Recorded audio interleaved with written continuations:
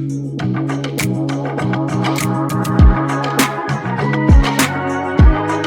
everyone! Ever get stuck on the difference between I will do something and I'm going to do something? Yeah, it's one of those really tricky parts of English. But don't worry, today we're gonna master it. Let's dive in. So think about this. I'll call her versus I'm going to call her. On the surface, they seem pretty much the same, right? They're both about the future, but they're not the same at all. One is a decision made in a split second, and the other was a plan that was already there. That tiny difference changes everything, and it's exactly what we're going to unpack today. So here's our game plan. First, we'll talk about why the future can be so tricky in English. Then, we'll get into the two biggest differences, making predictions and talking about decisions versus plans. After that, we'll do a quick look at how to actually build the sentences, and then it's your turn to practice. Ready? Right, so why is this so confusing in the first place? Well, it's because English uses these two main forms for the future, will and be going to. And sometimes it feels like you can just swap them, but you really can't. The right choice completely depends on the context, the why behind what you're saying. Let's start with the first big situation, making predictions. Guessing what's going to happen. The choice here between will and going to all comes down to one simple question. What's your reason for believing it? Is it just a feeling, or is it a fact you can see? And here is the key difference. We use will for predictions that are based on our own personal thoughts, our opinions, maybe a gut feeling. Think of it as coming from inside your head.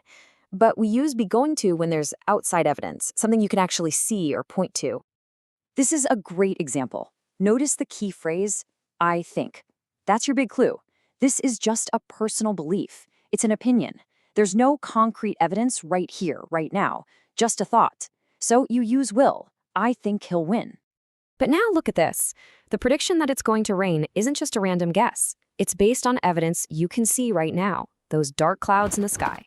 When you have that kind of clear, present proof, you use be going to. The evidence makes the prediction feel almost certain. Okay, let's move on to the second key difference. And this one is all about timing. Was the decision made spontaneously, right at the moment of speaking?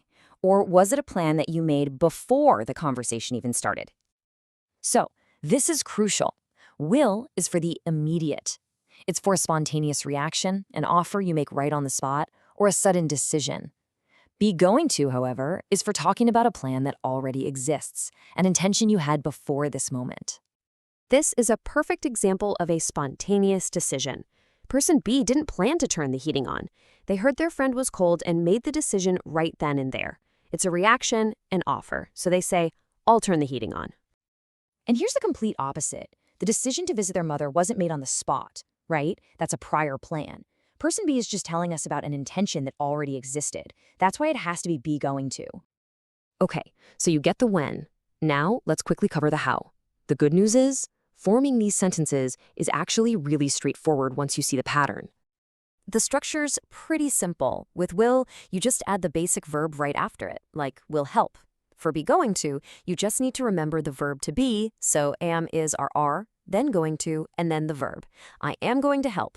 Not too bad, right? And a quick reminder, because this is super important for sounding natural, in spoken English, we almost always use contractions. I will becomes I'll, and will not becomes won't. Same goes for I am, you are, and so on. Getting used to these is a game changer. All right, you've got the rules. Now it's time to put them into action. I'm going to show you a few sentences with a blank, and you decide, is it will or be going to? Let's check what you've learned. Okay, first one. The phone starts ringing out of nowhere. Person B's response, is that a prior plan or a spontaneous decision they're making right now? Take a second to think. And the answer is, I'll get it. Of course, because the decision to answer the phone was made the exact moment it started ringing. It's a classic spontaneous decision. Okay, next question. Paul's sister blank a baby. The verb is have.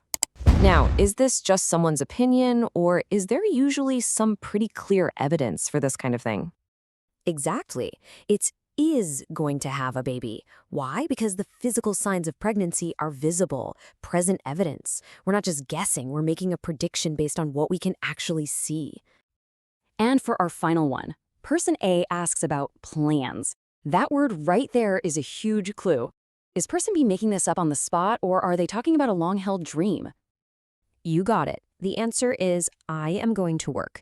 The question was about plans, and the answer is describing a life goal that was decided long before this conversation ever happened. It's a textbook prior plan.